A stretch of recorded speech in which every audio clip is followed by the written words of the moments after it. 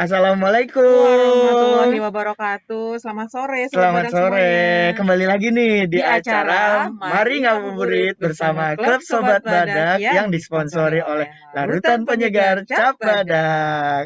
Oke, sekarang ini saatnya kita di acara tausiah ya, Iya, Mon bener ya. banget nih Bunda Vita. Tapi Mm-mm. sebelum menuju ke tausiah sana nih ya Bunda Iya, Vita ya, mm-mm. ini kita pengen ngobrol-ngobrol dulu nih Iya, yuk. terkait tema juga, Heeh. terkait tema dan nanti juga boleh nih Bunda Vita kalau ada yang Oke. pengen nanya nih Sobat Mm-mm. Badak juga boleh banget. Karena temanya nih lagi menarik banget nih Sobat Badak. Dan seperti biasa, kalau ada yang pengen tanya langsung boleh aja di Langsung chat ya aja Bunda Vita di ya. kolom Langsung chat. di chat kirimkan pertanyaan dan Mm-mm. temanya adalah kejujuran di bulan Puasa. puasa.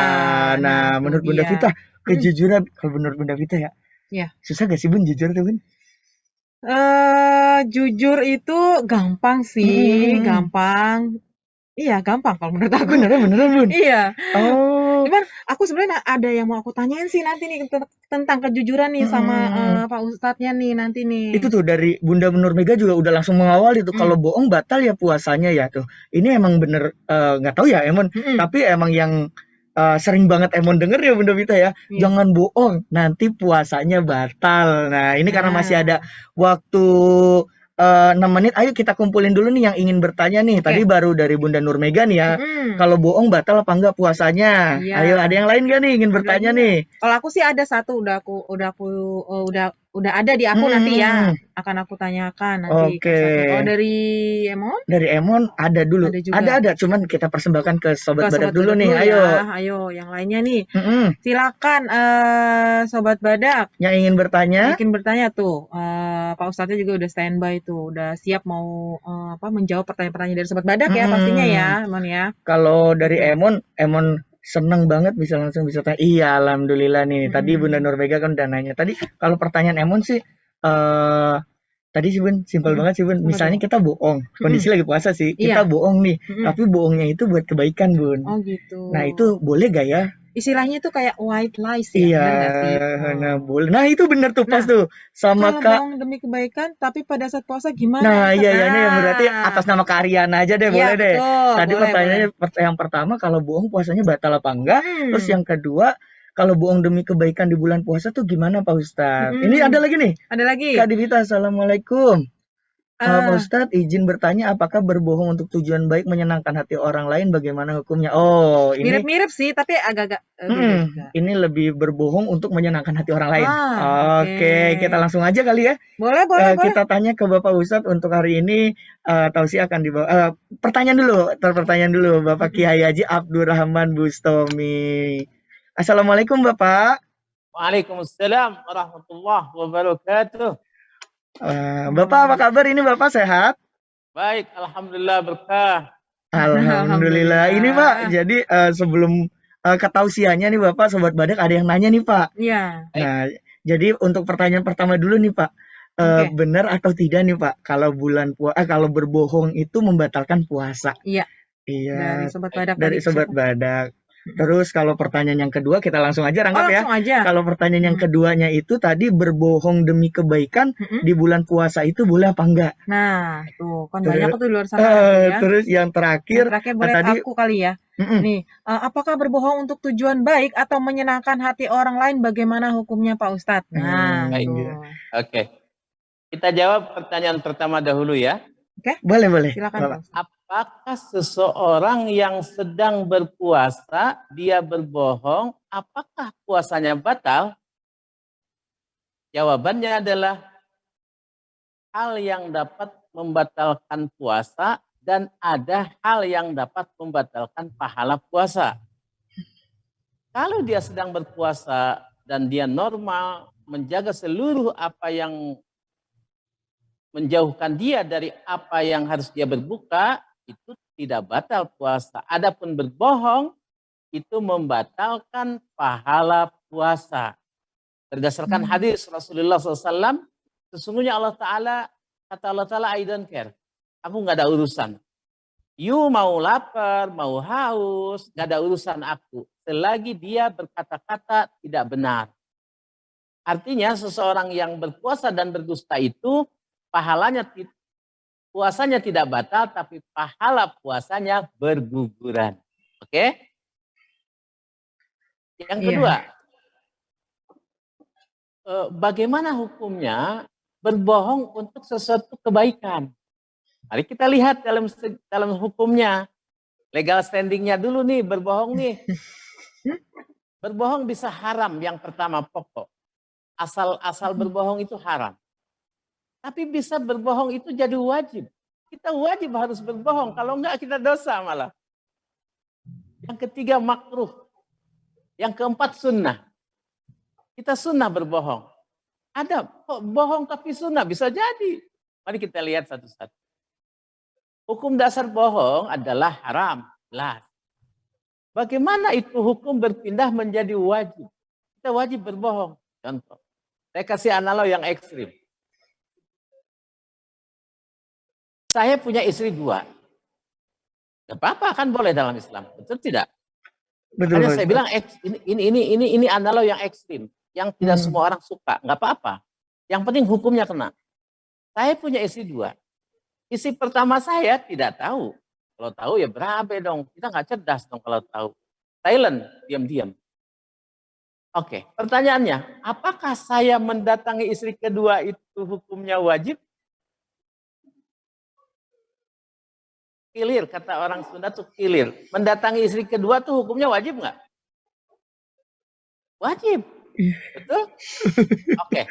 Tapi saya dalam kondisi tidak bisa mendatangi istri saya yang kedua itu tanpa saya berbohong dulu sama istri yang pertama. Pokoknya saya nggak ada jalan.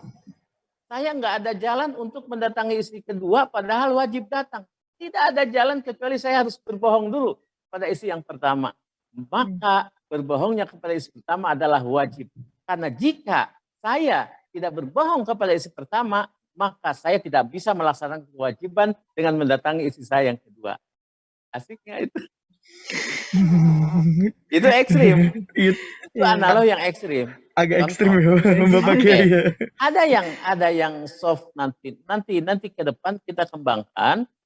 Karena Nabi SAW mengatakan Bukhari Muslim bahwa hukum haram dalam berdusta kecuali 3 hal. Yang pertama, seseorang dibolehkan berdusta dalam kondisi perang.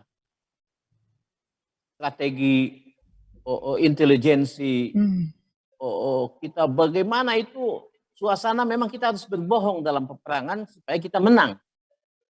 Yang kedua, Nabi SAW mengatakan boleh berbohong itu ketika kita mengkondisikan seseorang berdua yang sedang berantem, berselisih, kita berbohong kepada kedua orang ini. Contoh, ini masuk kepada jawaban saudari, siapa tadi? Saudara Saudari, yang terakhir. Oh, ini. Divita. Devita, oke? Divita. Oke, Devita. Ini 2 orang nih berselisih, si A sama si B. Lantas saya datang kepada si A, Assalamualaikum, ahlan. Ya Ahmad, kemarin saya ketemu sama Hamid. Dan Hamid mengirim salam kepadamu dan memuji dirimu bahwa Ahmad itu orangnya baik, soleh, karim, dermawan. Habis diangkat ini si Hamid ini oleh Ahmad. Saya yang bilang ke Ahmad. Padahal saya ketemu pun sama Hamid tidak. Saya berdusta kepada Ahmad bahwa saya bertemu Hamid dan memuji-muji Ahmad. Habis pokoknya Ahmad ini dibaik-baikin semua. Oh, kata Ahmad, oh begitu ya, oke. Lantas hati Ahmad ini luluh sedikit dan mengurangi kapasitas persentase daripada kemurkaannya terhadap Hamid. Oke, Assalamualaikum ya Ahmad. Waalaikumsalam.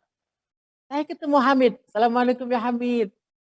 Kemarin saya ketemu Ahmad. Wallah Ahmad bersalam kepadamu dan dia kok memuji-muji dirimu. Hamid itu orangnya di samping ganteng, tangannya baik, karim.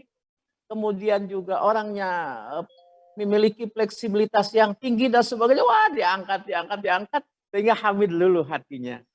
Nah, ketika besoknya, lusa, ketika ketemu, itu Ahmad dan Hamid sudah baikan lagi.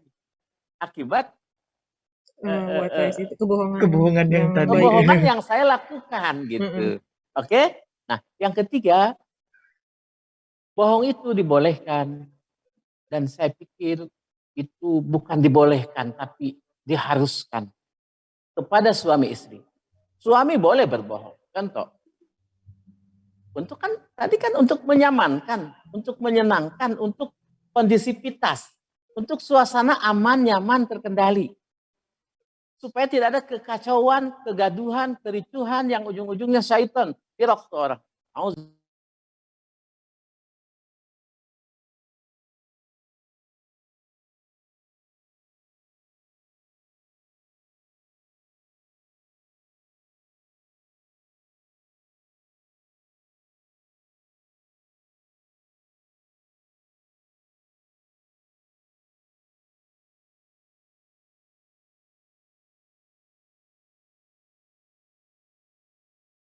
Ya malu jadi gemuk begini, kelihatannya nggak hajib. Wah macem-macem, ngamuk lah istrinya. Berantem lah, haram, udah.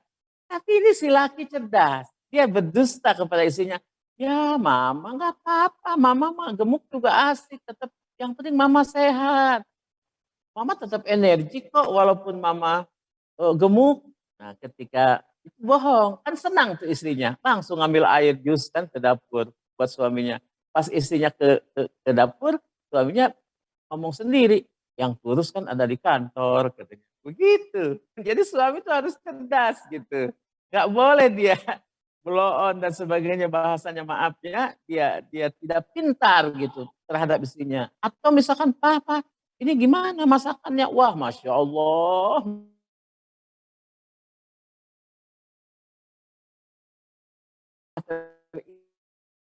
indah dan nikmat di dunia.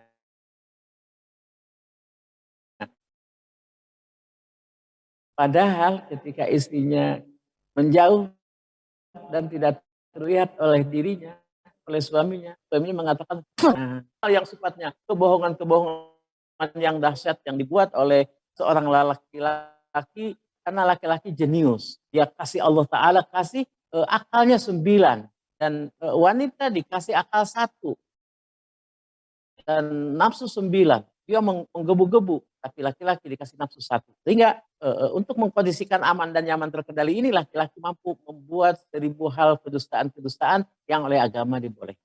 Demikian.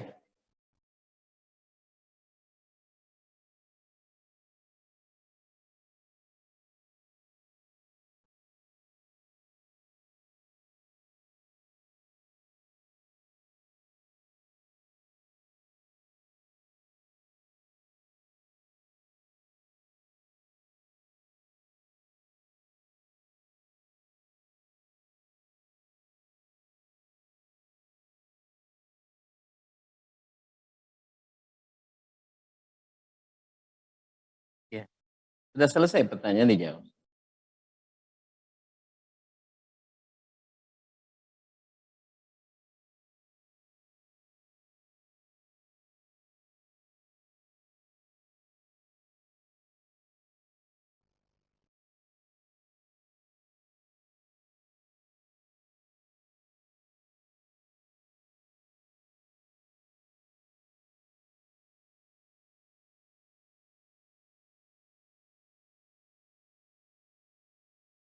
Sobat sobat sobat badak yang dirahmati Allah, seperti itulah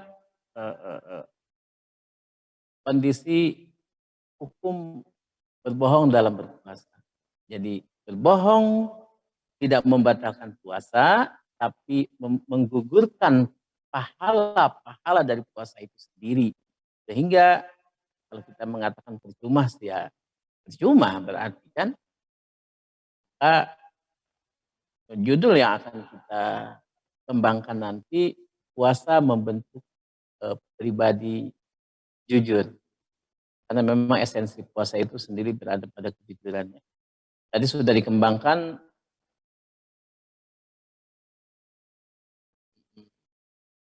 bagaimana itu hukum berbohong dalam Islam yang dibolehkan ada 3. 1, berbohong dalam peperangan. 2, berbohong ketika mendamaikan kedua orang yang berselisih.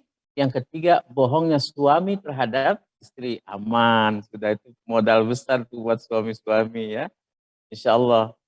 Baik, kita memasuki setelah pertanyaan-pertanyaan yang tadi ketiga terjawab seluruhnya, kita masuk pada materi kita pada sore hari ini. Kita mulai dengan Assalamualaikum warahmatullahi wabarakatuh. Alhamdulillah, alhamdulillahilladzi faddala syahra Ramadan. Syahra Ramadan alladzi unzila fihi al-Qur'an. Hudan lin-nasi wa bayyinatin minal huda wal furqan. Asyhadu an la ilaha illallah dzul jalali wal ikram. Wa asyhadu anna sayyidana wa nabiyyana Muhammadan abduhu wa rasuluhu sahibul hadi wasyafa'ati wal maqam. Allahumma salli ala sayyidina Muhammadin abdika wa nabiyyika wa rasulika nabil ummi wa ala alihi wa sahbihi wa sallim taslima biqadri azamati zatika fi kulli waqtin wa hin, amma ba'd.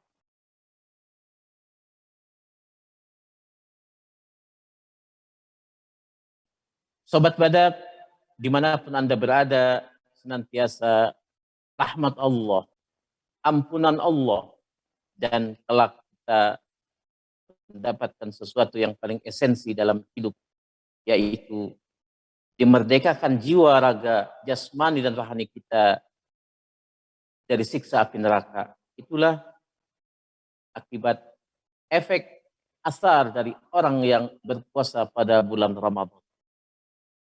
Saya sendiri mengajak kepada Sobat Badak untuk bersyukur, memuji Allah Subhanahu wa Ta'ala atas anugerah nikmat yang tak terhingga, nikmat berkah puasa. Masya Allah, insya Allah kita akan diberikan kekuatan sampai 29 hari atau 30 hari, kelak kita akan mendapatkan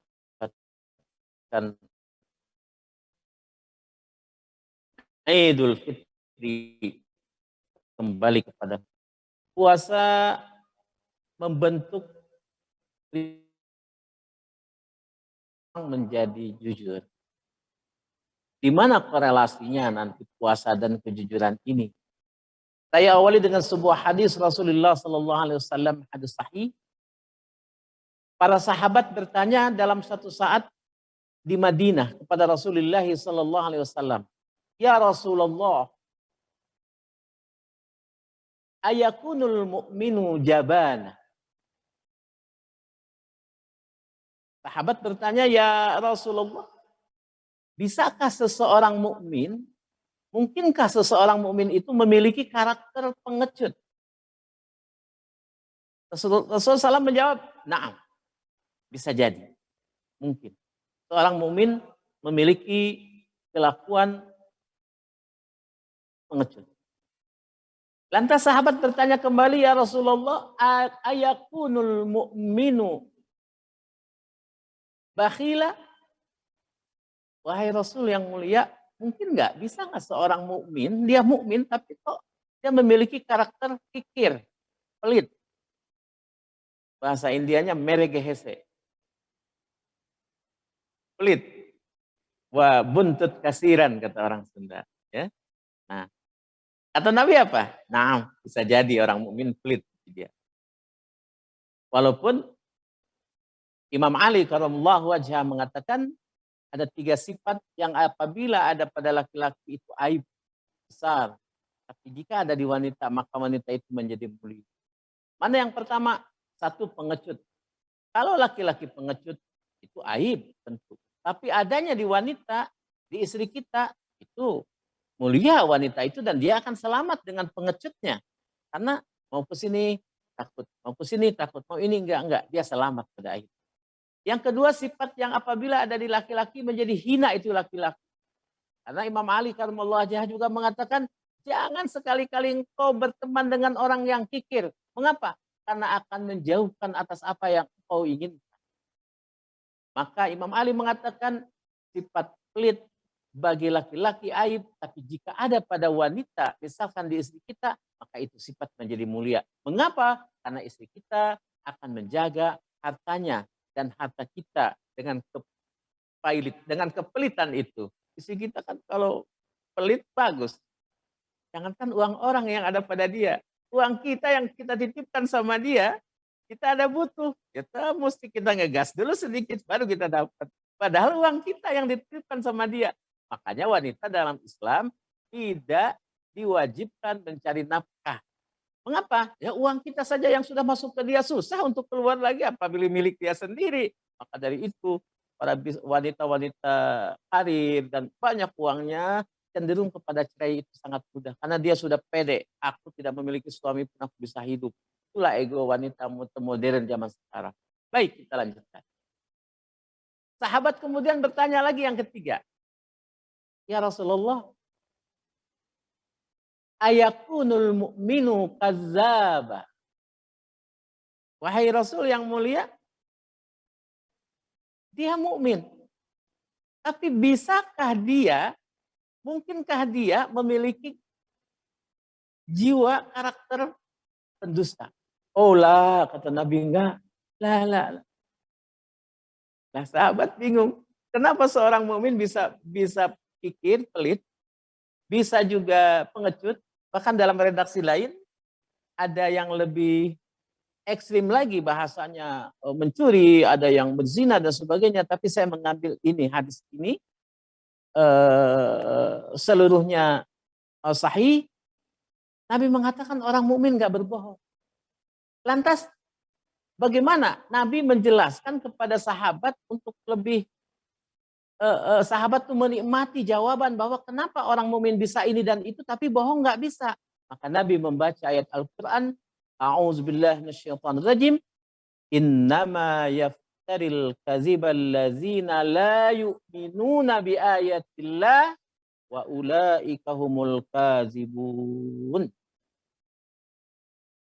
Innama yaftaril kaziba. Maka innama, sahabat Badak yang dirahmati Allah, kalau sesuatu dalam bahasa Arab sudah pakai innama, itu dalam balaghah innama itu termasuk adat hasyar. Dalam Johar Maknun dikatakan wa adawatul qasru illa innama, itu ada innama. Atfun wa taqdimun kama taqaddama. Makanya ini innama yaftaril kaziba alladzina la yu'minuna bi ayatillah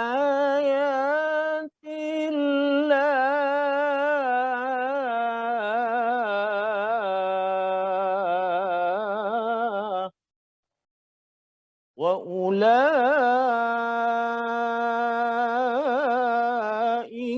humul kadzibun.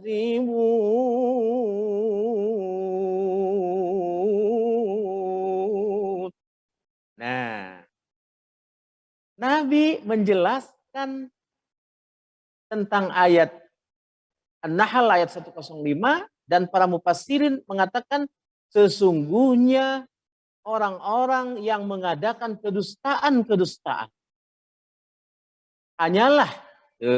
Kalau sudah hanyalah berarti mukmin nggak masuk. Siapa? Hanyalah orang-orang yang tidak beriman kepada tanda-tanda kebesaran Allah, kemudian ditambah sama Allah, wa ulaika humul kazibun. Dan mereka itulah orang-orang pendusta. Jadi ada kata sifat, tapi dihajar lagi dengan kazibun, mereka itu memang pendusta. Udah 2 kali double. Artinya apa? Kedustaan dan keimanan tidak akan bersatu dalam satu jiwa.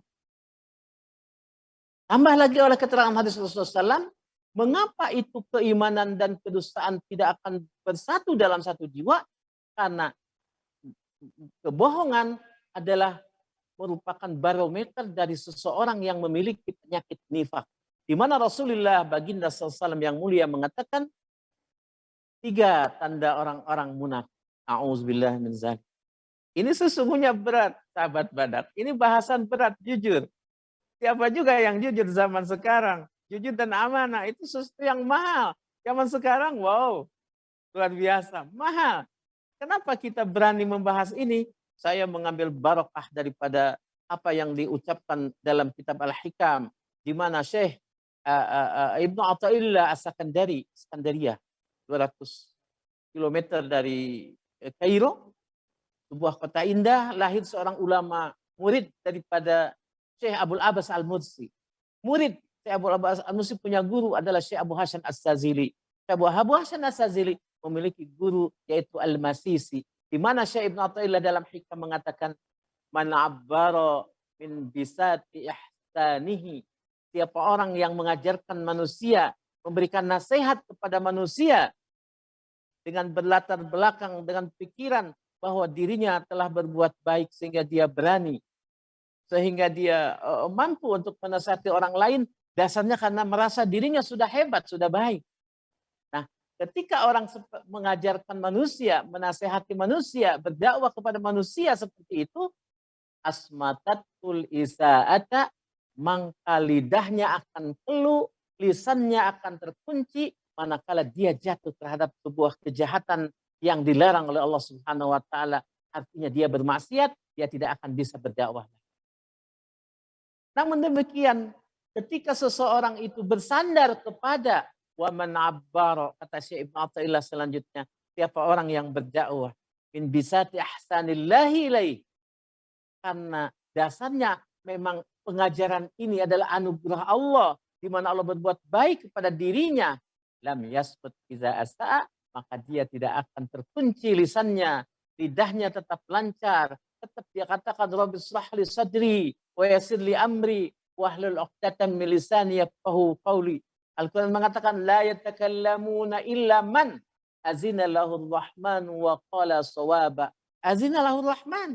Insyaallah ketika dia berpikiran bahwa berkata-katanya itu adalah landasannya atas kebaikan Tuhan terhadap dirinya, maka dia tidak akan terganggu oleh apapun, insya Allah lancar terus. Maka walaupun berat, insya Allah kita bahas ini masalah kejujuran, karena luar biasa berat kalau kita melihat kepada diri kita sendiri, luar biasa. Tidak akan orang bisa berkata-kata.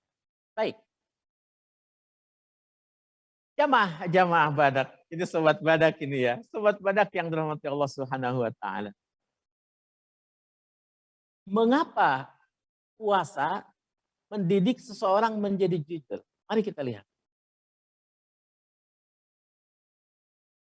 Hadis qudsi di mana Allah berfirman, dilafazkan oleh lisan Nabi yang mulia, di mana Nabi SAW bersabda, Allahu Rabbul Alamin berfirman, kullu amal ibni adama lahu. Hadis sahih riwayat Bukhari wa Muslim. Setiap aktivitas ibadah, amalan apapun, kata Allah Ta'ala itu untuk dia sendiri, untuk hamba. Salat untuk hamba. Zakat untuk hamba. Haji untuk hamba. Perbuatan indah apapun, itu untuk hamba itu sendiri. Allah berkata, Allah berfirman, illa sauma. Disabdakan oleh Nabi, kecuali ibadah puasa. Fa'innahu, sesungguhnya ibadah puasa itu li, untuk aku, milik aku, kepunyaan aku. Fa'innahu li wa ana ajzi bihi, dan aku yang akan membalas puasa itu. Nah, dari hadis qudsi ini, sobat badak yang dirahmati Allah, kita bisa mengambil beberapa pemahaman. Yang pertama, ketika Allah Ta'ala mengatakan bahwa seluruh amalan anak Adam itu ibadahnya untuk manusia itu sendiri, tapi puasa hanya untuk Allah. Itu namanya idofah tasyrif. Saya kasih analog. Ini rumah-rumah yang ada di muka bumi di dunia ini semua milik Allah tentu. Tapi Allah Ta'ala nggak mengakuinya, itu milik kita.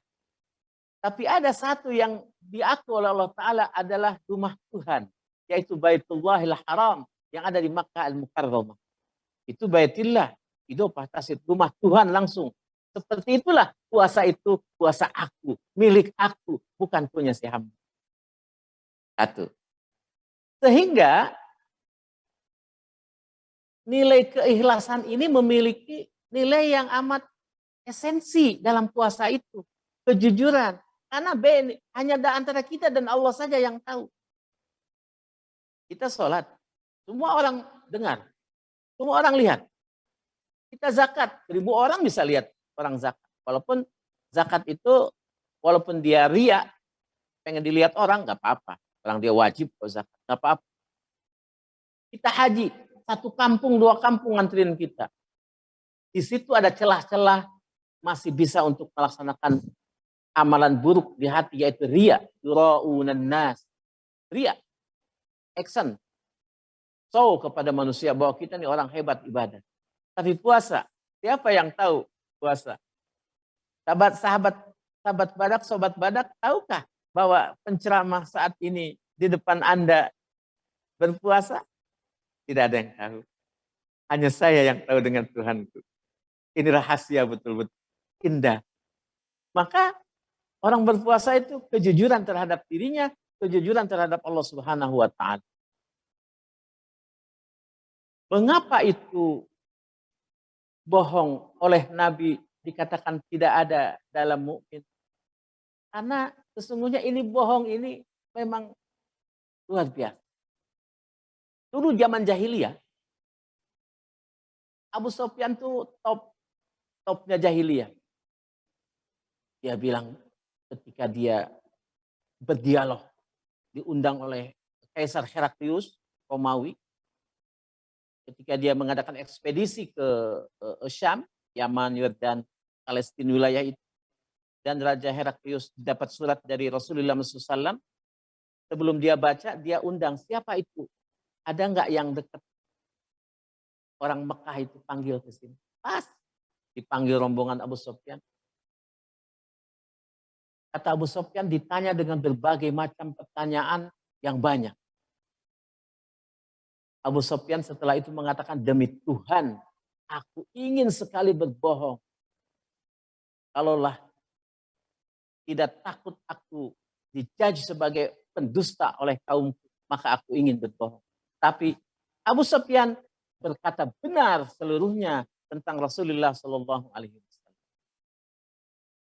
Maka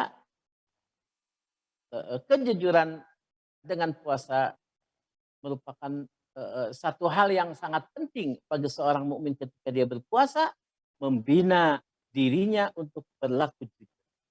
Karena puasa adalah milik Allah Subhanahu wa Ta'ala. Fa innahu li, sesungguhnya puasa itu adalah milik aku. Nah, wa ana ajzi bihi, kata Allah Ta'ala, dan aku yang akan membalas puasa itu. Sehingga malaikat tidak tahu nilai pahalanya seperti apa. Itu merupakan hasanah, deposito pahala di sisi Allah saja. Maka di akhirat pun kelak tidak bisa diambil oleh orang siapapun yang kita zalimi, karena di catatan malaikatnya tidak ada. Maka disitulah rahmat Allah terbesar bagi kita nanti. Ketika kita na'udzubillah min zalik celaka di akhirat, tapi Allah Ta'ala mengatakan, wahai para malaikat, sesungguhnya dia pernah dulu lapar karena aku, dia pernah haus karena aku, maka inilah pahala dia yang ada di sisi. Diberikanlah saat itu. Maka itulah saat terindah kaum muslimin, kaum mukminin, sehingga dia masuk ke surga. Seraya Allah berfirman, kulu wasrobu hani'am bima aslabtum. Wahai kalian penduduk surga, makan dan minumlah dengan nyaman atas apa yang telah kalian kerjakan. Apa yang telah kita kerjakan, yaitu kita pernah haus karena Allah. Kita pernah menahan lapar karena Allah. Padahal makanan itu dihalalkan untuk kita. Demikian sahabat badak yang dirahmati Allah. Barangkali hikmah dari hadis qudsi itu bisa kita pahami betapa puasa ini merupakan satu anugerah. Betapa puasa itu bukan sesuatu yang memberatkan kita. Mari kita lihat bagaimana Allah Ta'ala berfirman dalam surat Al-Baqarah. A'udzubillahi minasyaitonirrajim. Ya ayyuhallazina amanu, wahai orang-orang yang beriman, kutiba alaikumusiyam, diwajibkan kepada kamu sekalian berpuasa. Pertanyaannya, adakah panggilan terindah selain daripada panggilan Tuhan untuk kita dengan panggilan wahai orang-orang yang beriman? Nidaul khair, panggilan kebaikan, panggilan kasih sayang, panggilan rahmat, panggilan pengakuan sebagai hamba yang beriman kepada Allah yang mewajibkan dirinya surga. Maka seakan-akan Allah berfirman, wahai para penduduk surga, bayangkan mau memerintahkan puasa, tapi diajak dulu dengan wahai orang yang beriman. Karena orang yang berpuasa itu orang yang beriman. Karena surga mustahil dimasuki kecuali oleh orang-orang yang beriman saja. Maka tidak berlebihan ketika kita mengatakan, sesungguhnya Allah Ta'ala berfirman, wahai para ahli surga, wahai orang yang sudah tersertifikasi oleh surga dengan rahmat, dengan ampunan, dengan aitqun minannar, wahai penduduk surga. Indah betapa Allah Ta'ala memuliakan kita umat Muhammad SAW dengan hadiah puasa yang di dalamnya turun Al-Quran yang mulia, yang di dalamnya turun Lailatul Qadar, malam yang lebih baik daripada 1000 bulan. Jika kita ingin beribadah kepada Allah SWT 1000 bulan, membutuhkan waktu 66 tahun, 6 bulan, sekian hari. Tapi dengan keistimewaan bulan Ramadan ini yang penuh rahmat, yang ghali, yang mahal kepada kita atas anugerah Allah untuk umat Muhammad, maka turunlah Lailatul Qadar. Maka dari itu, janganlah kita banyak menyia-nyiakan waktu, berbanyak Al-Quran, berbanyak istighfar, berbanyak sholawat, berbanyak sholat malam. Demikian barangkali Sungai Katulampa airnya bersih, tempat mandi dan makan-makan. Sekian dan terima kasih. Kalau ada salah mohon dimaafkan. Kalau ada sumur di ladang, itu aneh namanya. Tapi kalau ada sumur di dapur, tepat sekali. Wassalamualaikum warahmatullahi wabarakatuh. Waalaikumsalam warahmatullahi wabarakatuh. Keren ya penutupannya ya, pakai pantun. Iya Bunda Vita. Wah, unik banget nih ya Bunda Vita. Unik. Dan Emon juga mengucapkan terima kasih banyak ini kepada Bapak Kiai Haji Abdurrahman Bustomi. Terima kasih banyak Bapak. Semoga apa yang Bapak sampaikan dapat diterima khususnya saya dan Bunda Vita juga dan sobat badaknya juga. Tuh, ada yang komen, Masya Allah, terima kasih Pak Ustaz sudah berbagi ilmu katanya. Nah, semoga pokoknya apa yang amalan yang kita terima ya dapat tersebar lagi. Ya, terima kasih banyak nih Bapak Kiai Haji Abdurrahman Bustomi dan semoga Bapak sehat selalu, lancar terus puasanya dan keluarganya selalu diberikan rahmat. Amin. Dan untuk sobat badak semuanya nih, Bunda Vita, tadi tuh pertanyaan di awal juga keren-keren juga ya Bunda Vita ya. Dan udah dapat jawaban yang sangat menurut Emon sih pas banget itu tuh Bunda Vita. Sama Pak Kiai Haji. Oh, kita juga mau konfirmasi nih tadi sempat agak gangguan ya. Oh iya. Mohon maaf Emon ya. sama Bunda Vita juga minta maaf ya. Tadi tiba-tiba ada kendala ya Bunda Vita ya. Iya Pak Ustadz juga minta maaf ya. Sobat badak semuanya ada gangguan sedikit mati lampu soalnya. Tapi tadi kalau disimpulin ya Bunda Vita ya. Dari temanya kan tadi kan kejujuran di bulan puasa. Tapi dari penjelasan yang tadi Bapak Kiai Abdurrahman Bustomi, Emon dapat menyimpulkan ternyata justru puasa Bunda yang membuat kita ini lebih baik, jujur. Nah itu dia, karena puasanya yang membawa kita ke situ ya, membawa kita ke jalan kebenaran gitu ya. Justru karena puasanya kita menjadi jujur. Tadi jujur juga, tadi kan ada yang nanya terkait kebohongan juga. Tadi dijelaskan juga terkait kebohongan yang diperbolehkan, diwajibkan, disunahkan, dimakruhkan, bahkan diharamkan. Tapi jangan terkecoh ya, gitu. Jangan disalahgunakan gitu. Jangan disalahgunakan. Tetap pada porsinya masing-masing tuh ya Bunda Vita ya. Membohong demi kebaikan juga. Tadi boleh tuh. Tadi juga ada yang dijelasin tuh Bunda Vita. Tadi kan ada yang nanya berbohong demi menyenangkan hati orang lain. Ternyata boleh juga tadi kata Pak Ustadz ya, untuk menjadi penengah supaya tali silaturahmi tetap berjalan dengan baik lah ya. Hubungannya gitu. Baik itu boleh juga. Ternyata boleh. Terus juga tadi katanya strategi perang. Nggak boleh juga. Nih. Iya itu berat juga. Dan bohong demi strategi perang maksudnya kan? Itu ternyata dibolehkan. Karena biar ya itu dia biar menang, biar kebaikan gitu kan. Demi kebaikan. Terus juga Bun tadi ada yang Emon sempat tercerahkan juga Bun. Yang mana tuh? Kata-kata Pak Kiai. Kita semua juga nggak tahu ini Pak Kiai puasa apa enggak. Terus Emon juga iya ya, semua orang juga nggak tahu ya. Emon puasa apa enggak. Emon tiba-tiba makan diam-diam tapi bilangnya puasa juga bisa aja. Wah, kan nggak ada yang tahu. Iya nggak ada yang tahu. Tapi sekali lagi itu ternyata kejujuran kejujuran itu justru dibentuk di bulan puasa ini, Nah, itu Bunda dia Vita. ini lagi gitu kan, Mm-mm. kejujurannya tuh dites terus Dites gitu. terus. Gitu. Ntar bisa aja nih Bun ya, jangan sampai kita buka di jalan, sampai rumah masih bilang alhamdulillah masih puasa. Nah, itu kan dites lagi tuh ya Bun ya. Kejujurannya gitu Kejujurannya. Tapi tadi Emon mendengarkan juga sangat hikmat banget. Ternyata di bulan puasa ini bisa mengubah juga pribadi seseorang dari yang kurang bisa berusaha menjadi lebih baik lagi. Yang tadinya belum sabarnya masih terbatas, sekarang tuh benar-benar gak ada batasnya sabarnya. Iya, karena yang namanya batas, yang namanya kesabaran gak ada batasnya. Ya berarti udah sabar. Sabar sampai kapanpun lo diapain juga sabar ya. Gitu. Tapi ternyata kita harus nahan semuanya juga tadi sih Bun. Tadi kata Pak Ustadz omongannya juga harus dijaga ketika jujur, kita harus berperilaku baik. Terus banyak banget tadi tuh yang bisa kita petik. Intinya itu kita harus puasa dulu deh. Iya. Kalau kita puasa jadi otomatis gitu. Jadi kebaikan itu muncul dalam diri kita. Oh, kita nggak boleh ini, nggak boleh ini. Kita harus jaga sikap, jaga bicara. Betul. Kesabaran juga diuji, hawa nafsu. Nah, aku juga sempat ngerasain ya.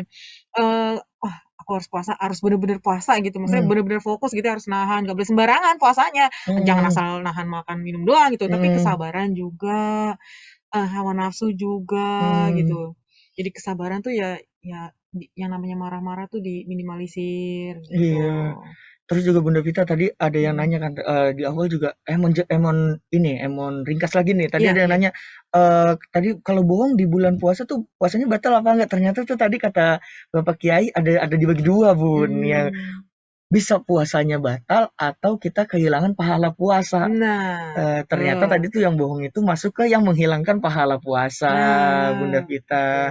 Jadi cuma nahan doang ya, cuma nahan makan minum tadi doang. juga di akhirnya Pak Ustadz juga menutup dengan ternyata puasa Ramadan ini menjadi penolong kita Bunda Vita untuk di akhirat nanti. Bahkan pun tadi katanya malaikat pun nggak tahu sama amalan puasa kita, nggak tahu. Jadi katanya tadi kata Pak Ustadz di penimbangan amal tiba-tiba barulah pahala puasa kita muncul. Kita pernah berpuasa karena Allah Subhanahu wa Ta'ala gitu. Semoga puasa kita menjadi ladang ini ya, pahala ya pastinya ya. Oke. Karena waktu terbatas nih Emon ya, kita Emon pamit sama ya. Bunda Vita izin pamit dan beralih ke acara berikutnya ya Bunda Vita ya. Tetap di acara Mari Ngabuburit bersama Sobat Badak yang disponsori oleh Yayasan Penyegar Cap Badak. Terima kasih.